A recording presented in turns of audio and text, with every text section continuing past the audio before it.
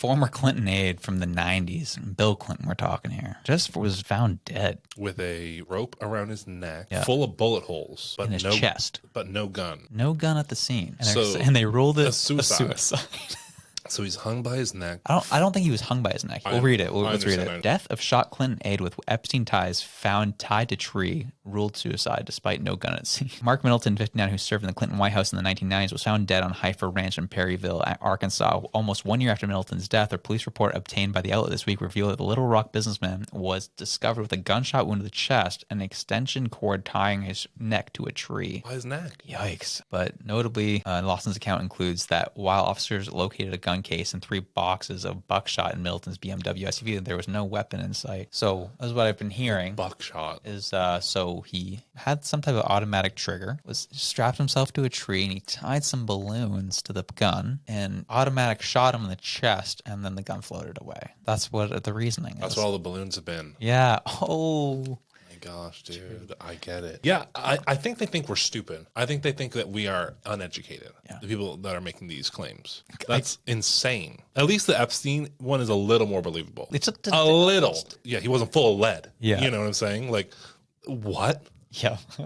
They really do think we're dumb at this point. No gun. They're lazy and just don't care. And they're just like, yeah, we know that you know these things now. But this is easier. Yeah, we don't really care anymore. It's just easier to say this. Yeah. Like an autopsy would easily define if he was killed by strangulation or a gun wound. Like, right. And so people are saying it's like, is it politics related? Maybe. Who knows? Maybe he just had sex with the wrong guy's wife. Who knows? Right. Because it could also be unrelated to politics. Of course. But yeah, he could have skeletons. Yeah. But his ties to Epstein and Bill Clinton, and we all know everyone in the Clinton circle ends up dead at some point. So they also somehow all ended up on his island. Weird stuff. This is where I fall down holes a lot, like looking into myself and like looking into what it means to be alive on planet Earth. And I like fall down these holes. And I recognize like we all started at one point by being born. Our parents effectively make decisions for us for 18 years. And then from there on, it's on us. I want to know what decisions these men made from their point of being 18 to building a career in politics to becoming a high-profile celebrity effectively and making a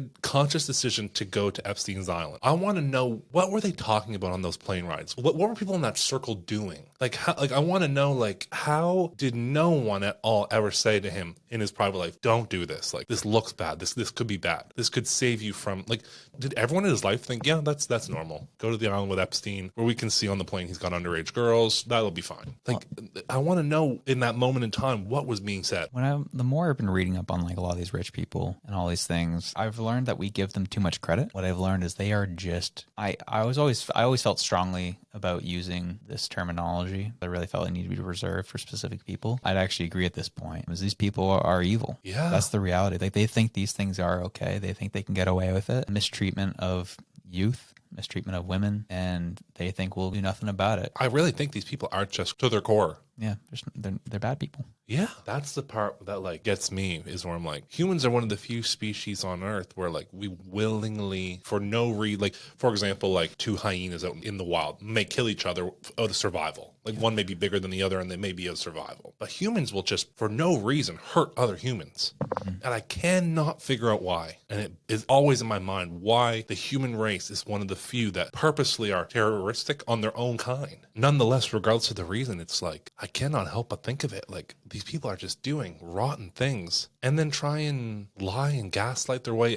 I think you did the bad thing, you got to pay the piper now. You did the bad thing. It boggles my mind. Rich people just think they run everything, right? Mm-hmm. That they can't be touched. People who make a lot of money just really are detached, and they don't fully get it. And that's why people wonder, curious, why people support Trump. Because this guy's made a lot of money, and he's hung out with the elite in a lot of his life. But for some reason, he shows up in East Palestine, Ohio with freaking McDonald's. And that just, to the regular person, that communicates that he gets them. It's interesting how that works. It is very. In religion, you'll hear the love of money is the root of all evil. Mm-hmm. It seems to be true. As Jesus also once said, you can't love money and also serve God. You have to serve one or the other. You make your decision. Wild time. These rich people, man. Killing me out here. The aristocrats, man. Who am I saying? I'm one of them. No, just kidding. it's a crazy world we live in, to say the least. And I think as I got older, like stories like this, I would be like, oh yeah, like he's dead, whatever, who cares? But it's like there's a lot behind this one death. Like, that's a life. That was a person with a family that grew up from 1 year old to however old he was, and had all those lived experiences, and was living just the day before he died, he was living. And just that sentence that sounds so stupid is so powerful. It's like, yeah, this guy did bad stuff. Maybe he didn't. I don't know. I'll never get to know. But it just doesn't feel like a fair ruling. And I just wonder why they have to hide things. Yeah. What I've learned is the minute that things start getting messy, they just start getting lazy with the reporting, getting lazy with how they do things. Yeah. It means that the narrative is starting to unravel. And I think slowly but surely we'll end up finding out what's going on. As much as I probably don't want to know, we'll find out. Someone will someday find out. I think anything that's happened in history, someone's uncovered. No matter what. We found things buried in crypts that they probably thought no one would ever find. There was a new picture from the James Webb's telescope that showed some odd billion years ago in space. And so you think, oh, my potential 90 years on this earth is nothing in the grand scheme of things. There's so much that maybe is hidden that a generation before did find but forgot to keep telling, and so it got lost. But I think everything always gets found. Always does. It'll be interesting. Yeah. See what happens. Whether it be in this life or the next one, homies.